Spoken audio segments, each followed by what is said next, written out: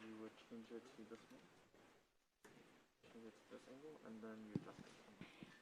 Hello, hello. Hello, SNY family. My name is Julie E., and I'm a town leader for Betheltown. It is my pleasure and honor to speak to you guys today. Welcome to my Sweet 16 party. I thought I'd throw myself a party while PJ's in New Mexico. I know this is being recorded, so he's going to hear everything I say. So I named the title of my testimony Sweet 16 because I'm celebrating my 16th year of serving in youth ministry this year.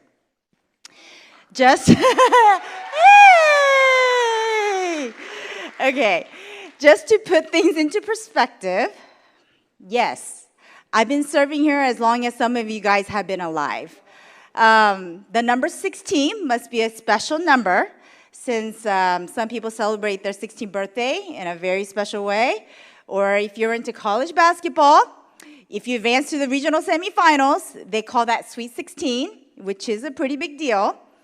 As I've been reflecting on my 16 years in youth ministry, let me share with you how God had transformed me throughout the years, not only physically, but more importantly, spiritually. Let me begin by sharing with you all how I started my journey in youth ministry. I started attending New Life Fellowship in 2001. However, soon after I joined, I went off to optometry school. When I came back from optometry school in 2005, I became a regular attendee. One day, God convicted me about how I should be spending my time being single. He made me realize the time was what I had and I shouldn't waste it. Therefore, I started to look for ways to serve at church, and I initially joined the greetings ministry. My time in greetings was great, but as I was serving in greetings, I felt as though I wanted to serve more in another capacity. As I was thinking about where to volunteer or serve, I had a desire to be a mentor or big sister to someone who needed one. So I was in the process of looking for organizations outside of church to volunteer in. I had no idea at that time our church even had a youth ministry. One day, as I was running at Memorial Park, I ran into someone from NLF. We stopped and chatted a bit, and during that time, somehow I shared that I was interested in trying to find a place to volunteer to mentor young kids. Little did I know that she was already volunteering in our youth ministry. When she heard that I was interested in mentoring kids, she shared that she was serving in youth ministry and that I should consider joining. After our meeting, she quickly notified Pastor Sam, who was just hired as our new youth pastor. Soon after, he reached out to me, and I met with him and his wife, Gina, to discuss serving in our youth ministry. After my interview with them, they told me that I was their answered prayer. You see, they have been praying for someone to take over his youth house church when he stepped up as the new youth pastor. God's timing was perfect. Let me show you a little picture. Look, like the pixel is all like, weird because it's so old. That was the oldest picture I could find with most of our people there from the old times. After that time, I took over PCM's house church. We were an adult-led youth house church at the time. And so the adults were the shepherds leading youth house church every Saturday night. My Saturday nights were spent at youth house church, and I enjoyed every minute of it. I loved my members, and I myself grew into shepherding role. When I first joined the youth ministry, I had no idea what it meant to be a shepherd. I figured I would just do my best to love on the students as much as possible. I was very faithful and committed to youth ministry, but I was lacking in so many levels. We had a tight group of adult shepherds, just like we do now, and we had a great time serving together. I am so grateful for that group of brothers and sisters who made serving so enjoyable while I was so new to shepherding. This was also the time I met Lisa Tran, now Lisa Bennett. Let me show you a picture of us. Look at that. Yeah.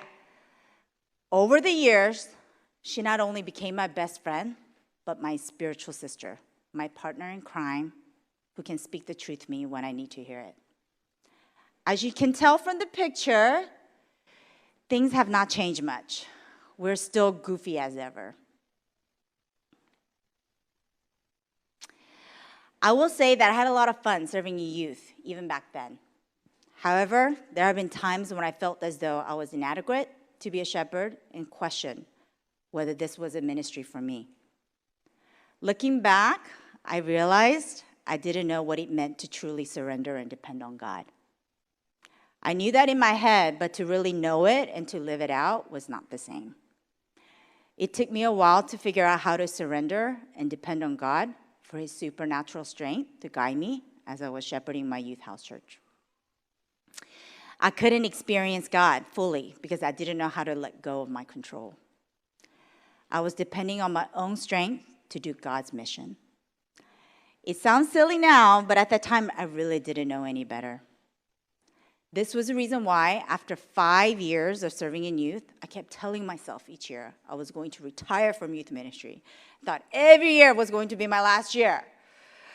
I was coming up empty, and my cup was not overflowing. This lasted another 5 years, and I was in my 10th year in youth ministry. I wanted to quit youth ministry, but I wasn't going to move unless God told me to do so. I remember crying out to God that something needed to change. Then came the news that PSAM was going to step down as our youth pastor, and we were going to hire another youth pastor. It was a bit of a shock to hear that PSAM was going to step down. I entered into youth ministry the same time he became our youth pastor. I had been thinking to myself, this is an end of an era, so is it also my time to go? Or is this my answered prayer when I cried out to God for a change? I wanted to find out and also help with the transition, so I stayed on. When I found out that our new youth pastor was going to be PJ, I was very curious as to who this person was. I went to the NLF Q&A session and saw PJ and Jamie for the first time. When I saw Jamie, I was thinking, she seemed like a nice, sweet person. However, when I saw PJ, I think I remember him being reserved and just having dark features, especially his eyebrows. I also think I was sitting there thinking, why did I need to go through this harsh treatment? Soon after, PJ and Jamie met with all the youth adult leaders together. I remember observing PJ and thinking, this guy doesn't talk very much. How is he going to lead this ministry? All the while, he was observing me, thinking I was crazy. He had a lot of work cut out for him. Well, what can I say? God is good. We're like best friends now. As you guys shall all know by now, PJ and Jamie have been very instrumental in helping me and a lot of us grow spiritually. Look at that. That's our old photo. It doesn't look the same. We're missing some key players there now, but I have been very blessed to be part of SNY Ministry, and I've grown so much as a leader under the mentorship from Jamie and PJ. If I have to pick one defining moment, though, so far, for me in this ministry, it would have to be New Mexico 2019. Here's our picture of 2019. I had one of my biggest breakthroughs there. I had always struggled with being vulnerable in front of others. I remember throughout my life, I cry about the littlest thing, but never in front of others. I cry watching a sad movie. When someone would cry in front of me, I cry with them. And when I cried out to God, I'd do that in private. However, over time, I didn't like showing my vulnerability in front of others. I equated that as being weak, and I didn't want to be seen as a weak person. I also didn't like the attention that came with showing my emotions. Well, in New Mexico 2019, during one of the nights with my Ignite group, which was essentially a youth house church, as I was sharing how much God loved one of the Navajos, a floodgate of tears broke out from my eyes. It was uncontrollable. I was experiencing the love of God as I was telling one of the Navajo girls how much God loved her. Ever since then, I haven't been able to control my tears. Just warning you, I may cry anytime, any minute now. I have been set free from wanting to control my emotions and allowed the Spirit to lead me. He made my heart more tender towards Him and to others.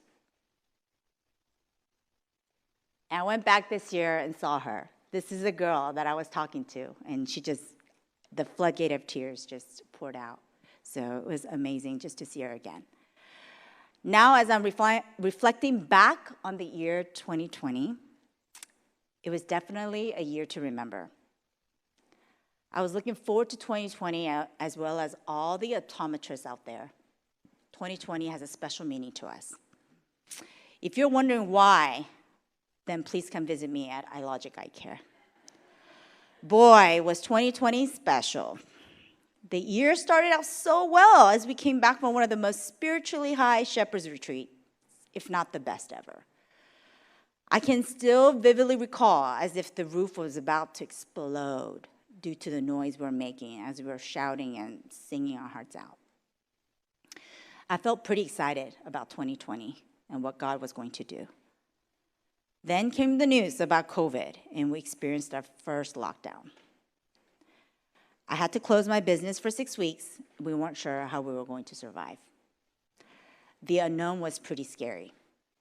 I started to ask myself, I wonder why we're going through this. Why was God allowing this to happen? Coronavirus was so new at the time, and no one knew what was going on. We had so many questions, but not a lot of answers to this pandemic. This pandemic kept us from worshiping together in person and being fearful of human touch. I felt like it was Satan taking away two important components of experiencing God's love. When we couldn't go in person to worship at church and had to worship via live stream at home, I worried about our spiritual well-being.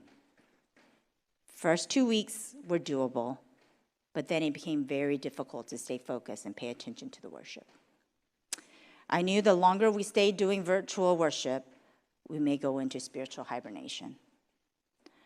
I am so thankful for PJ and SNY Ministry for pushing me through by starting virtual EMP and soon in-person EMP. Even after our virtual EMP and in-person VMP was over, I felt convicted to continue to come out to EMP to pray for our nation and the world as we were all battling this pandemic together. It wasn't a time to panic, but a time to come together and pray. Coronavirus helped me to appreciate what it means to not have corporate worship. I miss seeing people in person, giving them hugs, and worshiping together. During this time, I was reminded of this verse from Joshua. Joshua 1:9. Have I not commanded you? Be strong and courageous. Do not be afraid. Do not be discouraged, for the Lord your God will be with you wherever you go. I am so thankful for PJ's discernment from God, and we didn't stop everything due to fear. It was some crazy times, and I felt as though fear was spreading like wildfire. As a lot of the churches were closing down, we pushed forward to do God's mission. Our first COVID event was a 6th grade welcome event, then praise and prayer night, and overflow. Lastly, we capped the year with Movement 20. Leading up to Movement 20, I experienced a lot of spiritual warfare. We had a lot of questions going into it. Were we going to host it? Can we go back to Piney Woods? How are we going to maintain social distancing? Would anyone sign up to go? To be honest with you, we were pretty close to canceling the event. However, once we decided to move forward, we didn't look back. Then came the biggest setback for me during the year. In the middle of movement preparation during the 10-day EMP for NLF Fall Retreat, I was notified that one of my friends, who I was in close proximity with, had tested positive for COVID. That threw a wrench into what I was doing and had to find a place immediately in the middle of the night to get tested for COVID. At that time, there weren't many places to get rapid testing for COVID as there are now. However, I was able to find a place and get tested. Those leading moments up to the time the nurse gave me the results of my test felt like a lifetime, not to mention feeling as if my nose had been violated. When the nurse told me I tested positive for COVID, I was in a bit of a shock. When the reality settled in, I had so many thoughts going through my head. I don't know which thought came first, but one of the first thoughts that came to mind was, how can the director of movement get COVID? I'm here trying so hard to get everyone to sign up for one of the biggest events of the year at SNY during the pandemic, and I wasn't sure how the news of me getting COVID was going to fare. The next thought was, where was I going to quarantine? I lived with my parents and my brother, and my mom was just recovering from chemotherapy. Well, I made a decision to go home and stay in my room to quarantine for 2 weeks. I was super thankful for my mom for being able to be healthy to feed me when I couldn't step foot outside my room. I was also thankful that God protected my family from COVID while I was recovering in my room. My symptoms were very mild, but I did lose my sense of taste and smell. Eating was not fun, as I could not enjoy everything I love to eat. I could have had a pity party and asked God, why me? But I knew God allowed this to happen to me for a reason. I was thankful to be able to recover from it with mild symptoms. God was definitely not done with me yet. I was excited to see what God was going to do at Movement 20. When I came out of my quarantine, I was super pumped to make the greatest comeback ever. PJ's working on a new series called The Comeback, and I thought that timing couldn't be better. PJ even stopped by my house while I was quarantining to give me the new SNY shirt with the words, The Comeback, printed on the back. I was looking forward to the day I was going to be able to go back to church. Well, it didn't turn out the way I anticipated. When I came back, something felt a bit off. I felt as if I was wearing a piece of clothing that just didn't fit right. I felt a little out of place. However, I didn't have much time to dwell on it since we were in the middle of preparing for movement. I remember specifically a meeting I had with all the directors, and I felt lost. I didn't feel like I belonged in that group. Something was off, and I felt discouraged. I think PJ knew something was off and wanted me to come out of that, but it didn't help. I felt more discouraged, and I had to search my heart. At that moment, God reminded me the reason why I serve, why He had chosen me as director for movement. Soon after we had the kickoff meeting with all the volunteers for movement. And that's when everything started to click back into place. I felt like my old self again. I believe God allowed me to go through this brief struggle to remind me of why I serve and who I was serving. Movement 20 should go down in history. Let me remind you that we were in the peak of a pandemic. While everyone was discouraging people from gathering in a large group, we had an event with this many people without an outbreak. If you really step back and think about it, that's just really crazy.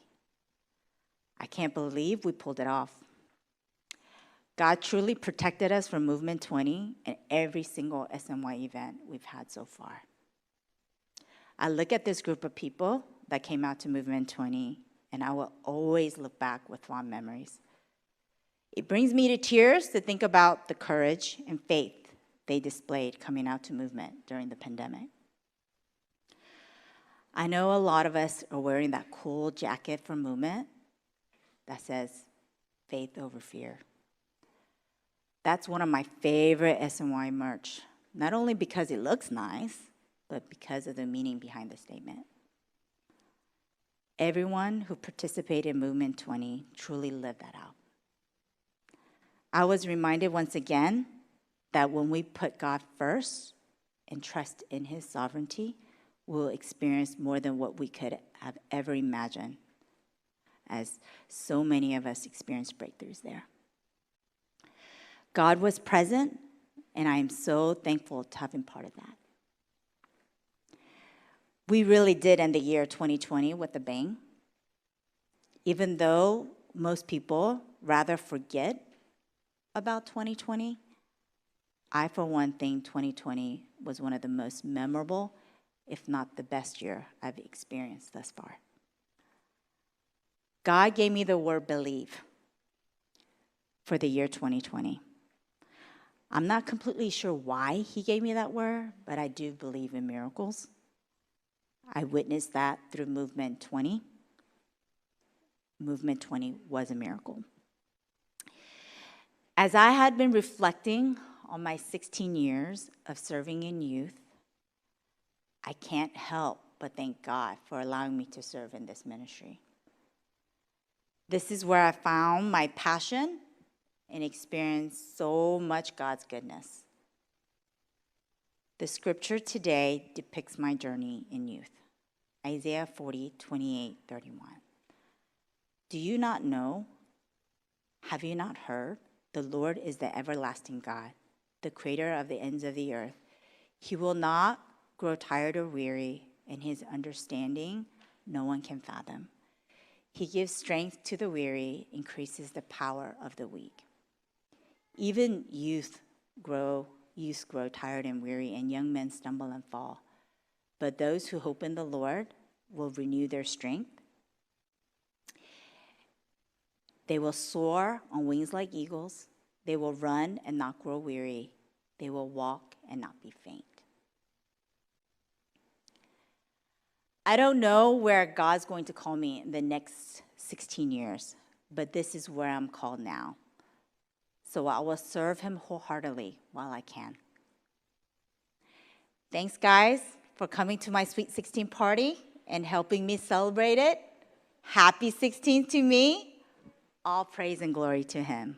Thank you.